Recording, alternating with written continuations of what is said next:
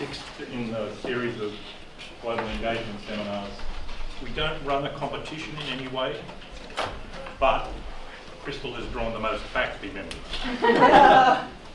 So that tells you something.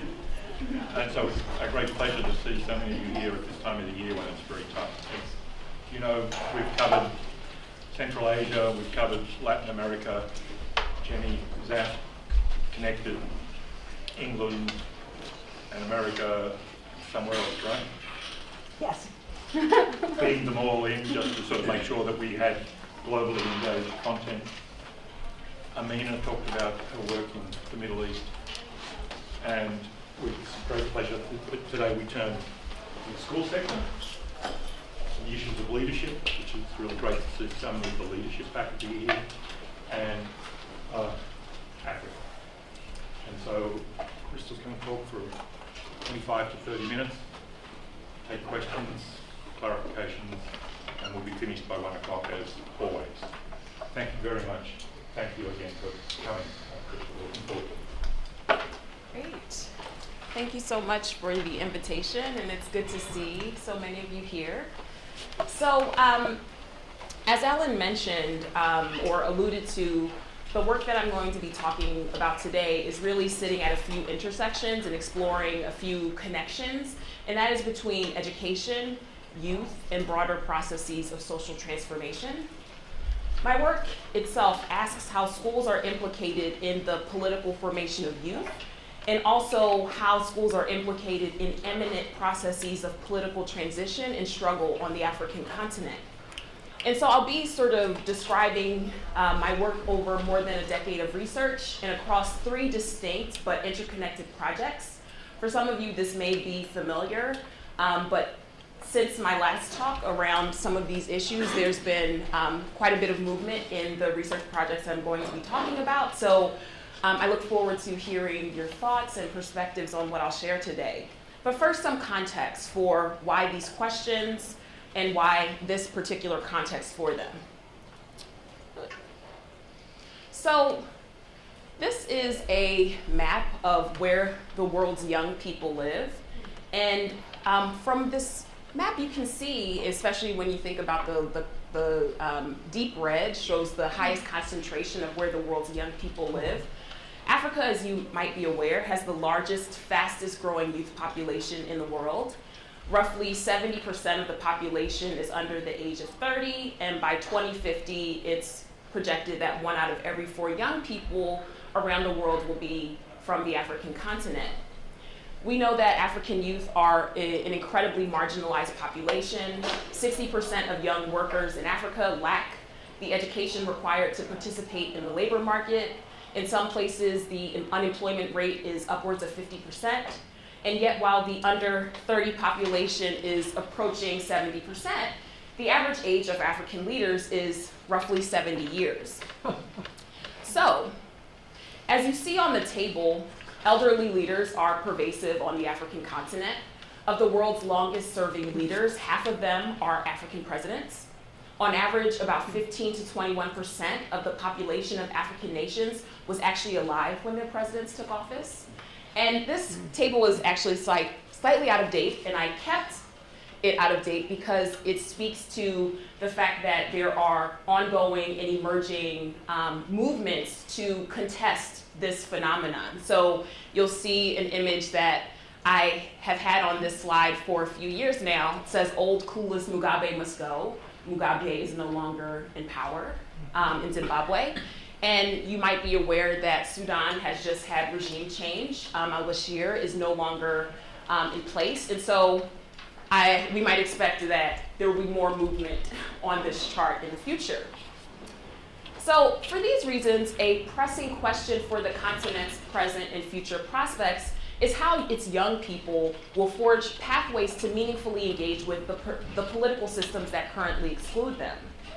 And since we have such a short time together, I'm not really going to be focusing on the extensive bodies of scholarship that inform my work, although I'm happy to talk about them.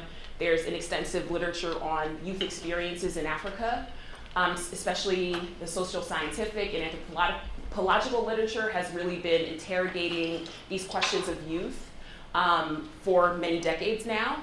But what I really want to illuminate that my central concern here is how young people's demographic power is translating to political power or not. So another thing I want to mention as context is another way that we can sort of discursively frame this set of issues. So on the one hand, there is a discourse that you may be familiar with of Africa rising, right? And this discourse celebrates the continent as the world's next global economic powerhouse, as you see with the Time cover from almost a decade ago. But then there is a divergent discursive frame that has emerged which complicates this narrative. It says that, well, Africa is not so much economically rising, it's actually politically uprising. And we see this with increasing frequency over the past decade with youth-led or involved movements for regime change, as I've alluded to. We've seen this in 23 countries and dozens more insurgencies around the African continent. And it is really in this problem space that I understand education and the school as a social and political institution. So what I'm going to be talking about is 3 different projects that span nearly 15 years of my research. And the foundation of this work is the top project, which is a book project that I'm completing that is an ethnographic study of university student politics and praxis in Nigeria. And then 2 projects that I've embarked on since joining the faculty at Penn GSE, a project called Tracking Leaders, which is a multinational qualitative study of the role of leadership-focused educational development, which specifically targets African youth. And then another project called Mapping School Protests, which is a bit of a mixed methodological project that is tracking the incidents and causes of school-based political action throughout the entire African continent.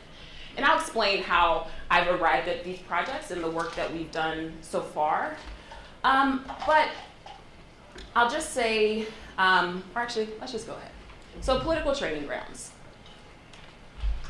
So, as I mentioned, this is a multi-sided ethnography of campus politics and activism after the transition to democracy in Nigeria. It traces the political formation and emergent political praxes of Nigeria's first post-military generation. The way I think about the school in this context is as a site of a different kind of learning than we usually talk about. It's a site of political training. It's a site in which there are formations of emergent kinds of political subjectivity and practices. And despite some of the dynamics that I've talked about so far, schools are not really interrogated much as an important context for political struggle and also political subjectivity formation, despite a long history of schools being very important to processes of democratization. So as you may know, Nigeria is Africa's most populous nation, officially 190 million folks, although we might suspect that there are millions more who are not accounted for in the census figures. It's also Africa's largest economy due to oil production. And what the cartoon alludes to here is the legacy of military rule in Nigeria that only ended in 1999. And so the notion of the post-military is one that is very critical to the framing of this particular project.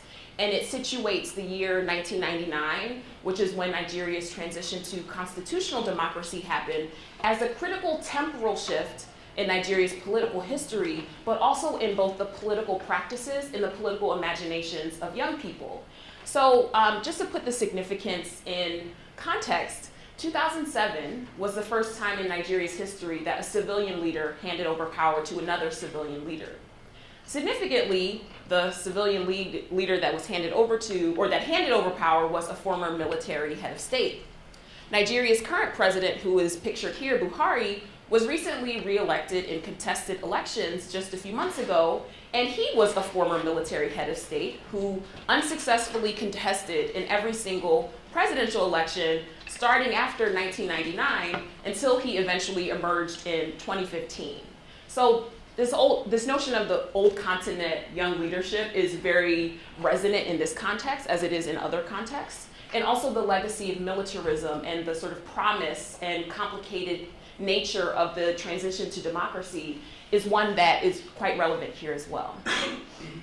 So for the sake of time, I'll just sort of gloss over some things you might need to know about the educational context in Nigeria, one thing I'll say or draw your attention to is the large student population.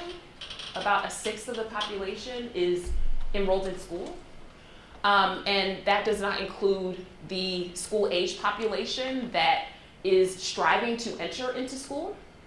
One of the reasons why, for me, I'm trained as a political anthropologist.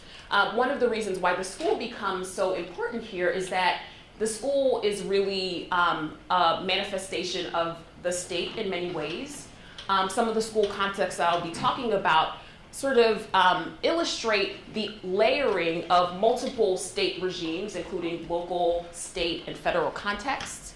And another thing I'll just draw your attention to here is this sort of capacity issue, but also the rapid expansion of universities in particular over recent years. So you see that since 2005, so in less than 15 years, we have seen an exponential increase in the number of higher educational institutions in particular. So for over 3 years, I conducted ethnographic fieldwork at a few higher educational institutions in the city of Ibadan, which is an incredibly important city in the Nigerian context in the ways that it is both a sort of educational landscape. It's also the capital of a state. It has a number of historic firsts. It has Nigeria's first university, its first technical institution. And so it is a fitting landscape to explore the kinds of questions that I've laid out so far. One of the things that this work has interrogated is how the kinds of higher educational institutions that are present within the Nigerian landscape afford different kinds of political possibilities. So I won't talk about this much for now, but if you have questions about it, feel free to let me know.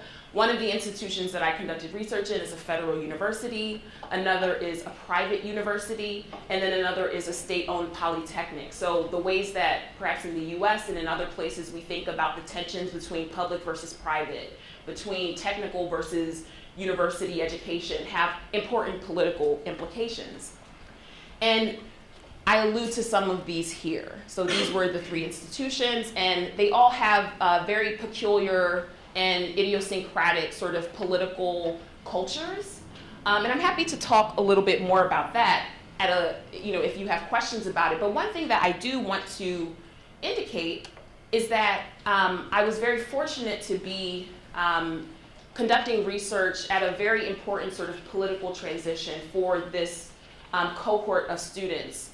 I have conducted research since 2006, but the period that the book project mostly talks about is between 2010 and 2012. And one thing that came out of this fieldwork was an important transition in how young folks were imagining political practice, but also in terms of the ways in which they were sort of articulating their political imaginations. And so one of the key sort of concepts that I work through in the book project is the notion of the professionalization of politics. And part of what this is alluding to is the fact that in the post-military era of politics, being a professional politician is a new aspirational identity for young people after generations of students being agitators against the state through activism, which was the only real option for political engagement under military rule.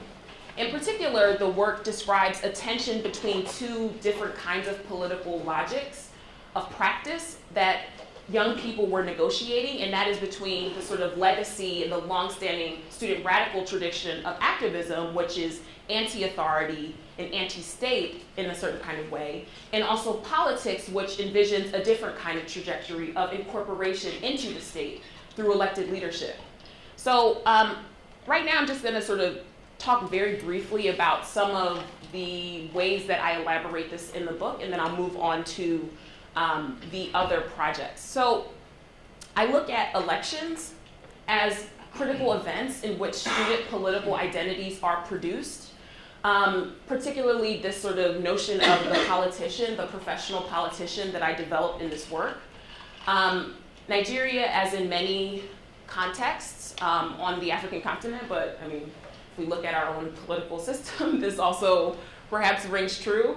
The notion of the sort of free and fair election is one that is inherently contested, right? So one thing that students, particularly in this political moment, were navigating is the fact that, free and fair elections were often only possible in the context of campus elections. So when we think about the literature that describes elections and other democratic rituals as a key context in which citizenship is developed, in which political identities are developed, in which democracy itself is formed, I look at the election in this context as one in which both the sort of promise of democracy, but also its contested negotiation is put on display.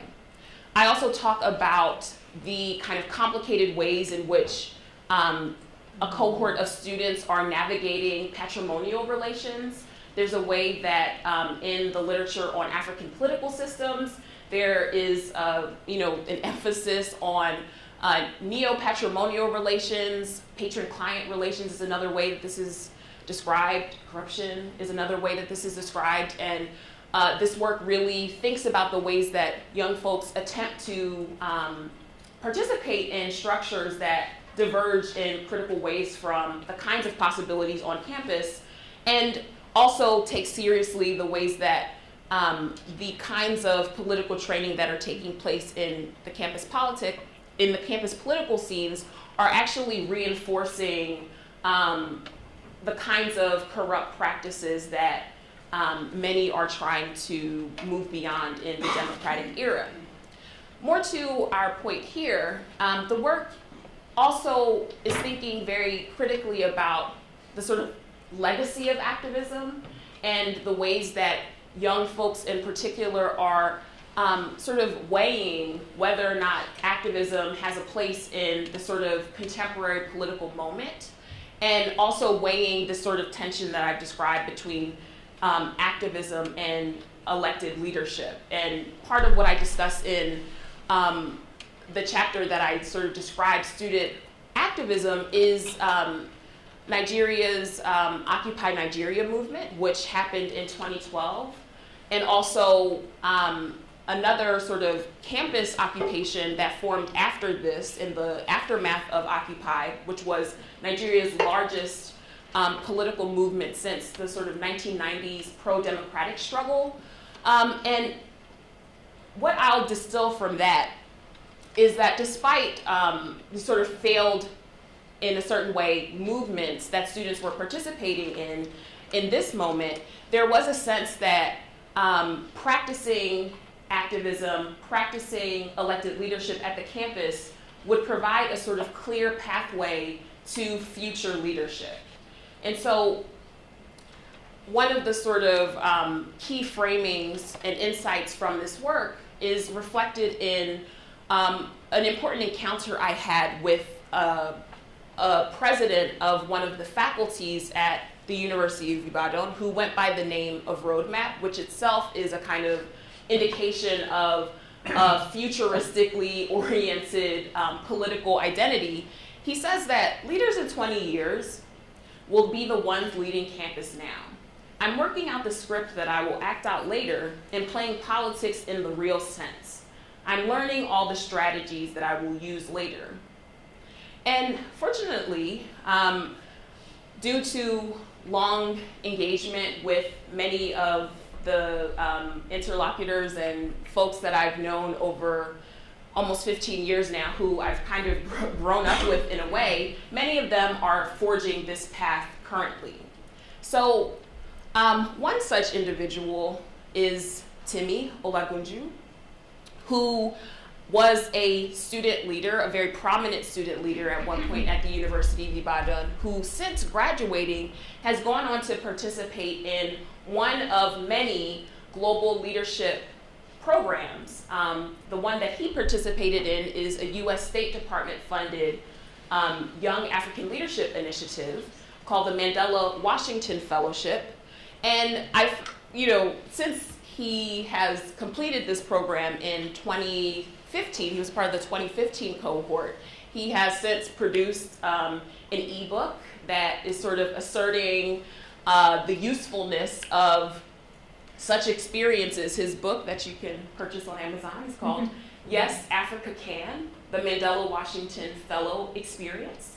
And as he sort of claims in his blurb about the book, it's recommended for young Africans who will not let their background put their back on the ground. And I find this to be a really interesting individual trajectory that, in fact, I think is illustrative of a much larger set of experiences that indicate the ways that leadership and participation in these sort of leadership networks is one of the emerging sort of trajectories for young Africans who are interested in leadership, but also who are trying to navigate the sort of young continent, old leadership dynamic that I set out to talk about, or that I framed this conversation with. So I'll move now to talking about the second project, which is called Tracking Leaders. And on the one hand, Tracking Leaders is a way of sort of indicating and describing the fact that this work is moving to literally track and understand the experiences of this emerging cohort of young African leaders. But at the same time, it is drawing upon the academic tracking literature, which we know raises really critical questions about what the larger implications of sort of cherry picking and pipelining towards certain kinds of academic and professional pathways, what the larger social and political implications of that are. We know that tracking on a sort of small scale is one of the ways that the literature and practitioners imagine that folks or societal development can take place, but there are also a number of critical perspectives that question whether or not social reproduction of reproduction of the status quo is actually the social and political implication of these kinds of approaches. So this project started out as an exploratory sort of pilot research project. I noticed that quite a number of young folks that I know and have known for many years from the Political Training Grounds Project were moving into and participating in these sort of global leadership programs. And I was curious about whether or not this was something specific to the Nigerian context and the set of actors that I've known over a period of time, or if this was a sort of larger phenomenon, whether there was a larger story here that was deserving of inquiry. And so with my doctoral student, Christiana Kalan, we set out to see if there were more leadership programs around the world that were specifically targeting African youth for participation and were attempting to cultivate and build up the leadership capacity of African youth in particular. And so we did a pilot study that essentially created a database of global leadership programs for African youth that we could find based on internet searches as well as word of mouth from folks that we were already engaged with. And the result of that research was it affirmed the significance of engaging in this kind of research. This is actually an out-of-date version of this, but so far we have identified over 200 programs around the world that have a specific intention of cultivating the leadership capacity of African youth. And we also, you can see at the bottom here, the sort of geographic spread of these initiatives.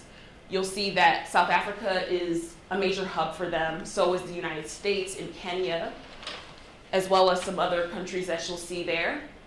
And part of what our task was at the outset was to really try to make sense of these leadership programs, to see if there were sort of patterns, organizational patterns among them, pedagogical patterns among them, And using Airtable, which is an online database, we collected information that we found online or in media coverage about these programs to try to develop a kind of framework for understanding what is going on with the emergence of youth leadership or African youth-focused leadership initiatives. One thing that we found was that the vast majority of them were created over the past 10 years, which I think is something that requires inquiry to understand why now. Many of them have a kind of entrepreneurial focus, which I think is in line with what we see here at Penn and around the world.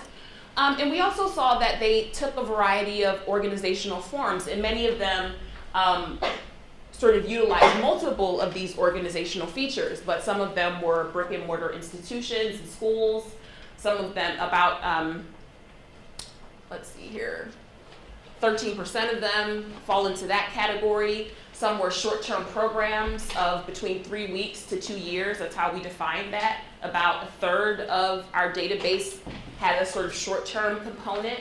Many of them were scholarships and grants. About a third of our database entries are scholarship and grants, but others of them were sort of meetings, conferences, online networks, but also online training programs. And so we have a paper under review right now that is sort of trying to sort of lay out the terrain of this and to ask a set of questions about why now?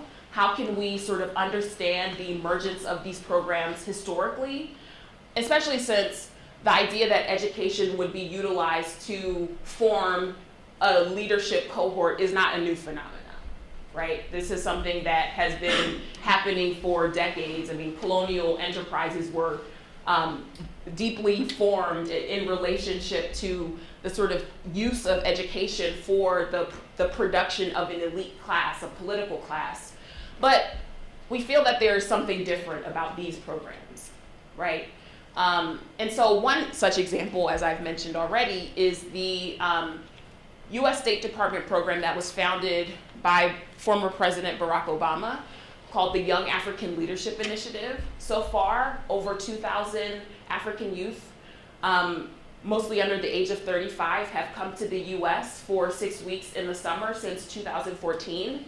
There's also leadership hubs throughout the African continent in 4 different regions that are a site in which alumni of these programs can get additional support. It's also one of the ways that the US State Department connects with young leaders on the African continent. And they also have leadership tracks in entrepreneurship, as I've mentioned, but also civic leadership and public administration. And then there's another prominent program within this called the African Leadership Group, which if the US State Department one might fall into a sort of category of sort of foreign intervention around these questions, the African Leadership Group presents itself as a sort of homegrown approach to this set of issues. And so they have 2 primary focuses. They have a high school called the African Leadership Academy, which is in the outskirts of Johannesburg, South Africa. It's a 2-year high school. Their goal is to graduate about 6,000 alumni over the next 50 years. It is quite inaccessible financially. It costs $40,000 per year. And they have just a 4% acceptance rate. Pedagogically, they have a model that they've developed themselves called entrepreneurial leadership. And then they have an African Leadership University that currently exists in 2 countries, Rwanda and Mauritius, and has a similar focus on sort of MBA programs, STEM training, social sciences. Let's keep it going since I know I'm running short of time. So where we're at with the research now is we've recently launched a website that I invite you to check out. It's AfricanYouthLeadershipStudy.com. And this is a space where we intend to disseminate the results of the research, but also to invite and recruit participation. If you go to the site and click under leadership initiatives, you can have access to the Whimsy map, which was produced by our very own GSE IT team. It's an interactive map that allows you to sort of click on the various locations of these leadership programs, and you'll learn something about each of them. We have a description of each of the programs. We sort of categorize them according to their organizational features. You can search and filter and explore.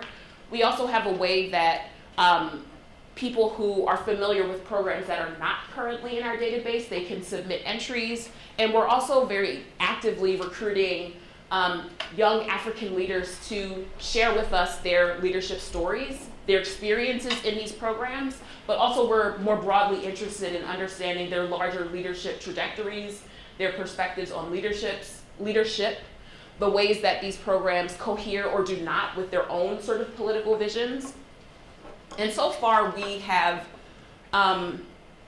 conducted a small number of interviews. We have around 15 folks that we've interviewed individually or in group interviews.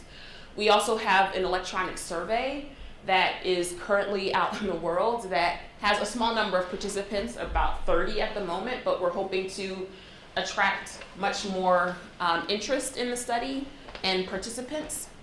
But I just wanted to share some of the things that have come up so far as it pertains to how young folks are defining leadership in the ways that they're engaging with leadership models. This is a response from a student who participated in a focus group that we had here at Penn. One thing that the study is very inclusive about is sort of where folks are located. We have some folks who are currently on the African continent who perhaps are alumni of some of these programs that we've mentioned, or that I've mentioned rather. And then we also have current Penn students and students who are currently in higher educational institutions in Western countries, and very often in elite institutions that participated in sort of leadership development programs in high school before coming into higher educational institutions. And so one thing that I wanted to point out here is that in the quote that you see here from the conversation, there's a sort of indication of the ways that leadership is being redefined in this moment by many of the young people who participate in these programs. They indicate the ways that the programs and new frameworks of leadership emphasize service, emphasize civic participation, and there is specifically a challenge of the authority model or an authoritarian model of leadership, which is quite common in many African countries and around the world. There were a lot of discussions and commentary on the pedagogies of leadership that young African leaders experience in these programs, in the ways that they shift, perhaps, their own leadership perspective. So this is a student she is a student, a participant or an alumna of the Mandela Rhodes Fellowship, which is based in South Africa, and also a current Fulbrighter in the United States who is from South Africa. And she talks about how, for those of you who are very familiar with some of these kind of newer models of leadership, which are often rooted in like emotional intelligence and frameworks of personal development, she describes here that, she didn't expect that the program would focus so much on the individual and on the personal. And she mentions that she had this idea that leadership would be something rigid. It's kind of something so, it goes step by step. Like, this is what you should do. Read this book. Do this, do that. Textbooky. And so she says that the leadership program that she participated in really offered a perspective that leadership comes from the personal. And then another thing, and we are beginning to sort of engage with young leaders who are offering some critical perspectives on these programs and their sort of social and political implications. This person, who is also a Mandela Rhodes Fellowship participant from Nigeria, talks about how the leadership crisis that is the sort of premise for these programs doesn't actually exist. He says, I don't think there is a crisis in leadership. There's a crisis of identity, there's a crisis of people, and there's a crisis of priorities. And this person in particular was very critical of the ways that these programs are actually elite-making processes, right? Like they're reproducing an elite as opposed to transforming social relations in the ways that they expected. So I'll just skip over this. I'd be happy to talk further about some of where we're going next with this research. Or I can just say that we're trying to understand better the leadership pedagogies and models that exist in these programs. We are very much trying to understand better the experiences and imagined trajectories of individuals who identify as young African leaders. We are attending now to the financial and political conditions that make these programs possible. Eventually, I have an intention to have a more ethnographic component to this work where by sort of being in the context of some of these programs, have an opportunity to see the everyday practices of them, their tensions, their negotiations that are taking place. The question of foreign interventionism is one that is very important here, especially in light of what we know about the expansion of sort of foreign interventionism on the African continent right now.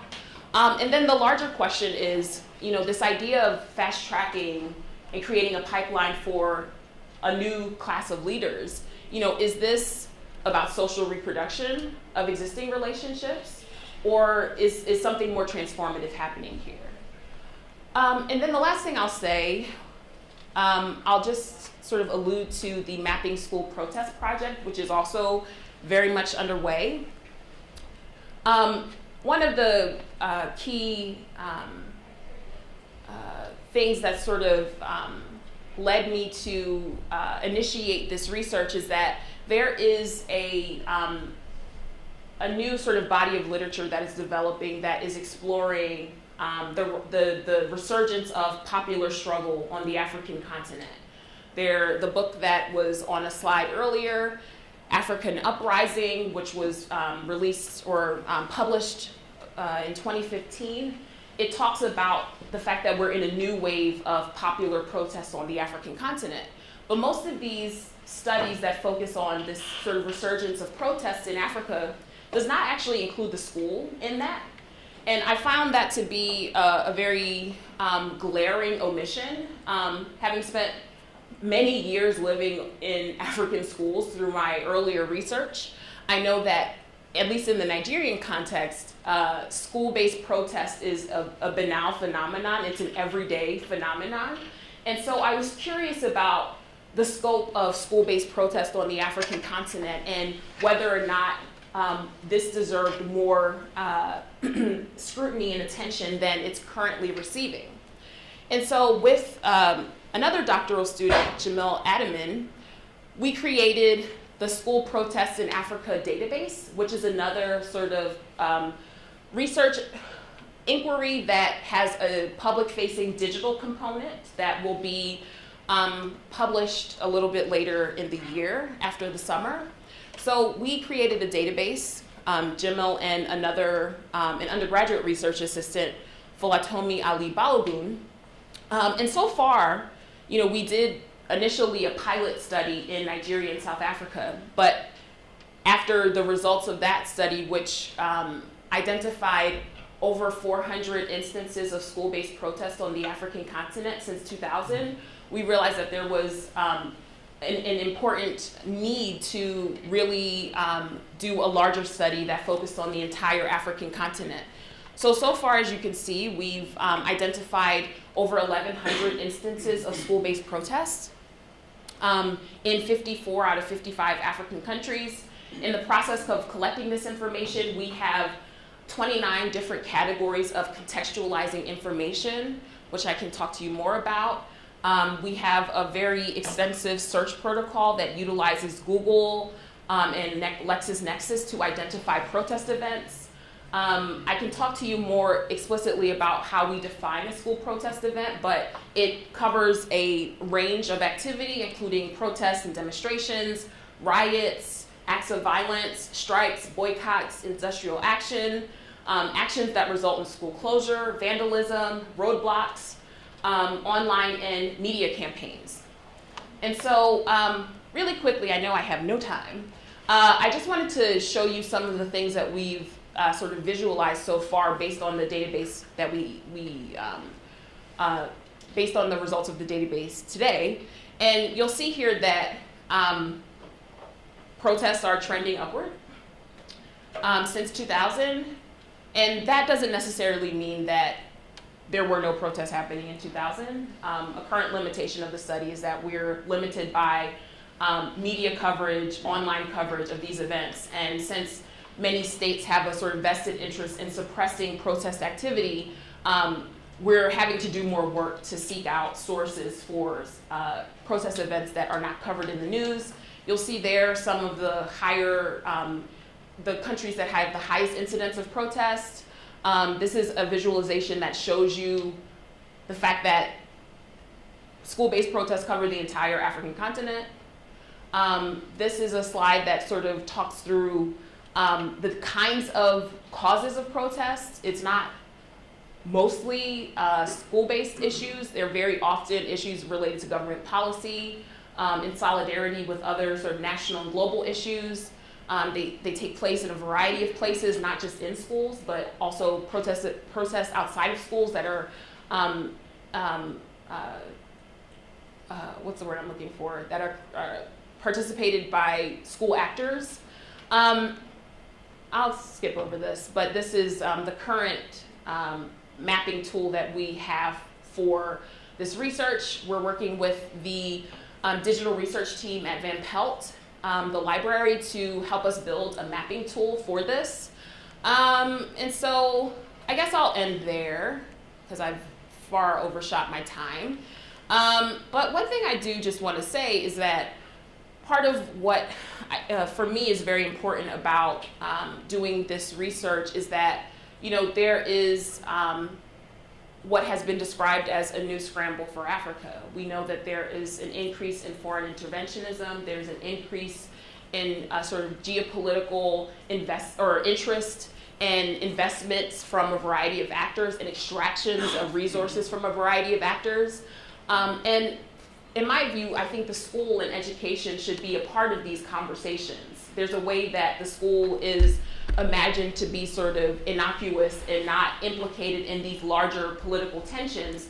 But my work, and specifically thinking about the sort of institutionally legitimized forms of leadership development alongside these more insurgent grassroots forms, really, I think it will be able to tell us, or perhaps give us an indication of the future for the African continent, but also how young folks are navigating a terrain that does not provide a lot of opportunities for them to come into their own as this next generation of leaders. So thank you for listening.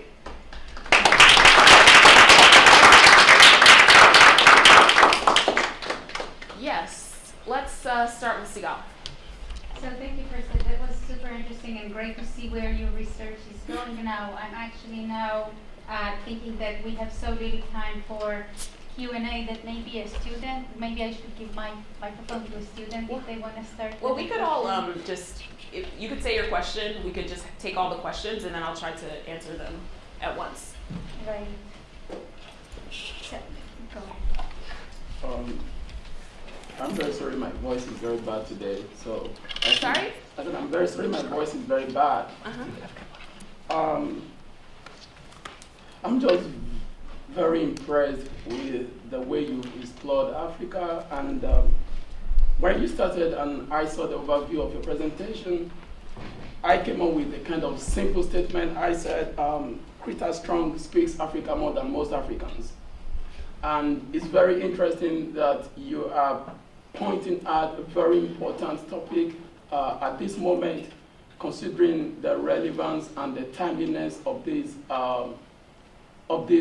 your research. it's very sad indeed if we consider the reality we live by, and we are unable to change most of the things, considering some of the issues you've highlighted.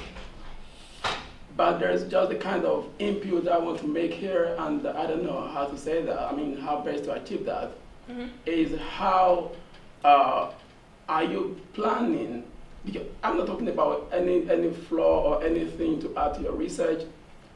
Interest is a kind of almost completed project, but how are you planning to make this kind of reality be known to the African people, not African leaders? Sure. Because you've already explored, you've told us that African leaders are between 60, 70, 80, and 90, so they may not be interested in this topic. Sure. But I think the Africans, the majority population should have access to this kind of very amazing research. And I'm very sure this is very amazing. It's very amazing. I'm from Africa. I'm from Nigeria. And from the university where you carried out a very good part of your research. And I actually experienced some of these challenges and some of these realities. And I can promise you that we will continue to fight until we can't fight anymore. We are determined to fight and secure and liberate our future. Thank you so much. I really appreciate this. Thank you so much. How about we go here? Let's just go around, and I'll just take notes and then answer at once. Thanks for sharing your insights. My name is Tabo. I'm a student in the MBA program. I'm curious about, so when you started your talk, you framed the issue as a political issue. We have old presidents in the young population. I'm curious, when you started talking about the programs such as the African Leadership Group, YALI, those are programs that I'm somewhat familiar with, people who've graduated from those programs. It seems to me that the alarms are going into your typical careers, the consultants, the entrepreneurs, the business leaders. There is a gap to political leadership. And so I'm curious as to how you see those programs fitting into the larger narrative about replacing those older leaders and getting a new crop of people up there. Yes. Let's go in the red Penn sweatshirt. Hi, my name is also Tabo. I'm not an MBA student though. I just wanted to ask, Africa, the African continent is very diverse. Yeah. There's lots of cultures, a lot of languages, a lot of different socioeconomic situations, and lots of different opportunities. I just wanted to know how you approached that part of your research when you did all this. And you've done a great job so far, Dr. Strong, but just wanted to hear that piece. Great. Let's go this way. How did you, in looking at the leadership programs, did you also look at the skill development programs? Because at the beginning of your talk, you talked about the lack of skills to take on these leadership roles, not just in leadership skills, but general work skills, technical skills, all the skills that seem to be missing with the large population of young people. Thanks. John? Yeah, I want to ask you about faith, which I'm sure comes up in your research, but didn't in this terrific presentation. I mean, it seems that on the African continent, the boom in evangelical Christianity is one of the most important developments that's happened really since the end of the colonial era.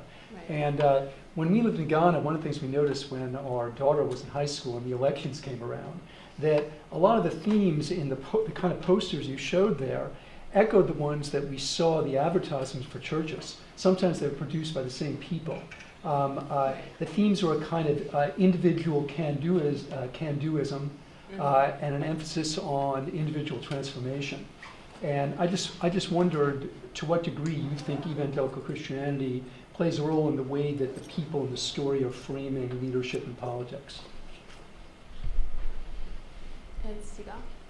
So I just really was wondering if you had any preliminary thoughts about the foreign intervention component of the leadership training programs, and particularly the extent to which they have, or whether you think that they might have an effect on the imagined trajectories that you were talking about, right? Or what some of the folks here were talking about, the traditional pathways or traditional types of leadership that some of these people are the alumni are going into, whether, for instance, the Chinese-sponsored programs versus the American-sponsored programs, and whether they are trying to set people on different types of tracks or create a different set of, let's call it patronage, or imagine trajectories, directions. Did you have a question? Yeah, well, actually, my question was very similar to Sigal's. In your slide showing which countries the leadership programs were based in or from, I couldn't help noticing that it was mainly the English-speaking countries, US, UK, and then on the African continent, Nigeria, South Africa, that had the highest number of these programs. And I'm wondering if this is, sort of part of a continuing effort to influence political values. You mentioned entrepreneurship, and I'm thinking capitalism. Sure. And the outlier was China, right, which is also obviously trying to exert influence. So kind of in similar vein to what Sigal said, how much of that is going on? So thank you all for your great questions, and also thank you for bearing with me as I overshot my time. I'm still trying to figure out how to present this all succinctly. But I did want to just mention that this work would not be possible without a number of folks who've supported it, funding bodies, but also an incredible research team. I'm just one person, so I'm very grateful to my students who have supported this work. So to the access question, I think this is a really important question, and it's one of the reasons why one of my priorities was to create a public-facing sort of digital space in which not only could this work be disseminated, but that it would invite the contributions and the corrections of young people, practitioners, other researchers, so that this work can expand, but also so that we can be deeply engaged with the subjects of this work in a broad sense. How to make this as visible is a question that we're kind of trying to sort out at the moment. The youth leadership site is the first site that's up. The mapping protest site will be up in the fall. And we're trying to use social media to raise people's awareness. If you want to raise people's awareness, that would be great. But I think there's just a larger set of questions around how we sort of bridge these gaps, knowing what we know about just how sort of knowledge production is concentrated and resources are concentrated in Western countries, and those there are a lot of asymmetries in the global landscape of knowledge production, which is another reason why I think these sort of digital research initiatives can help to mitigate some of that. So one thing that I didn't mention around this question of sort of political, the way that I've sort of framed this as a set of political issues, in the leadership study, we're not just considering political leadership or people who intend to participate in political leadership. And in fact, many of these programs don't have an explicit focus on political leadership. I think I mentioned with the YALI program, started under the Obama administration. It's public administration, it's civic administration, it's entrepreneurial leadership. So it really runs the gamut of social sectors. And I think that's very much important to note that this idea of a political this idea of a political transition, it involves more than public office. The diversity of the African context. Yes, something that I know and appreciate very well. As someone who has spent a long time in a particular, context, learning a lot about that particular context, I am very cautious and concerned about appearing to conflate diverse national and regional contexts. And one of the ways that we are trying to attend to that, at least with the Mapping Protest Project, is when we have the site live, you'll be able to sort of click on each national context and get some contextual information about social, history, social and political events that are relevant, so that even as people make connections across national contexts, there's a way that we are helping to, people who are utilizing these resources and data to appreciate the important cultural and social distinctions.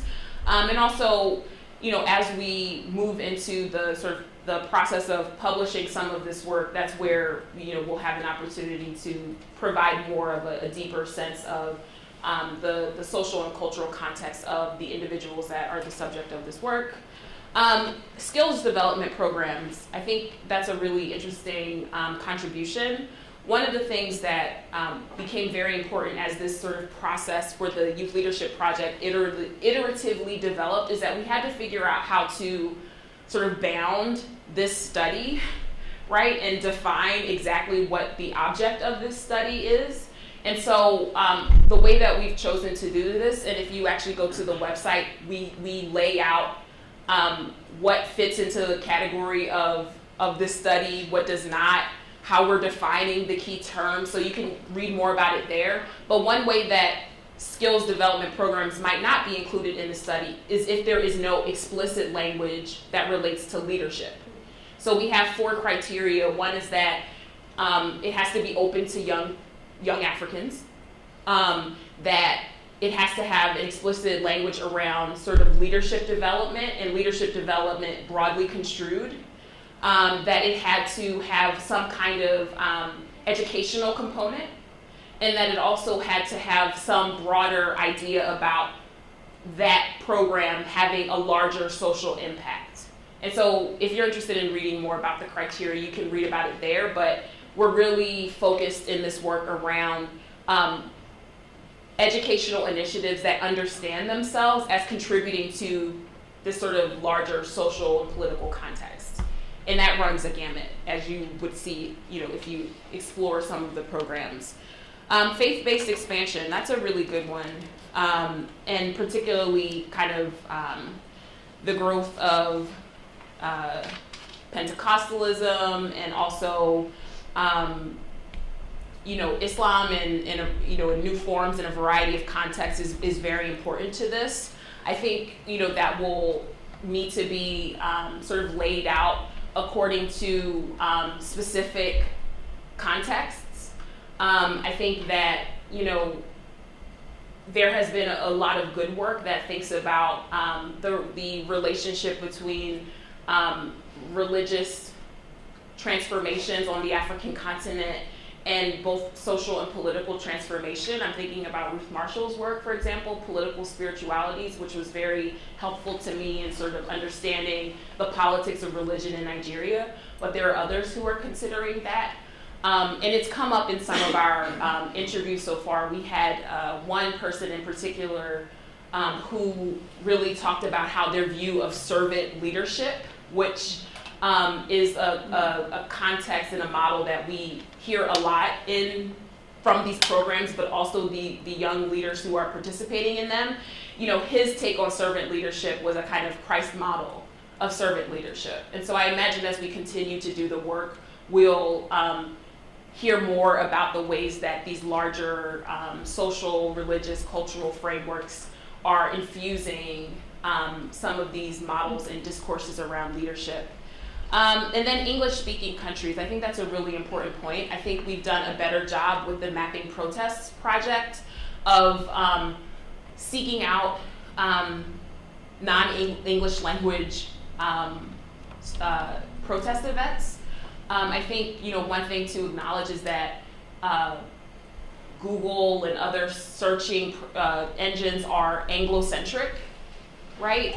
Although there's ways that we've created protocols that allow us to use Google Translate to ensure that we're trying as much as we can to seek out protest events in Portuguese, in Arabic, in French, in Spanish. But that does not include indigenous languages, which is a huge limitation. And then with the Youth Leadership Project, so far we have mostly focused on what we've been able to find through searches in English. But that's one of the reasons why we have included a way for people to contribute leadership initiatives on the website, because we know that we're only tapping the surface of the programs that we've been able to identify so far. So I know we're way over time, but thank you all for engaging with me and listening. Please, thanks Krystal for a very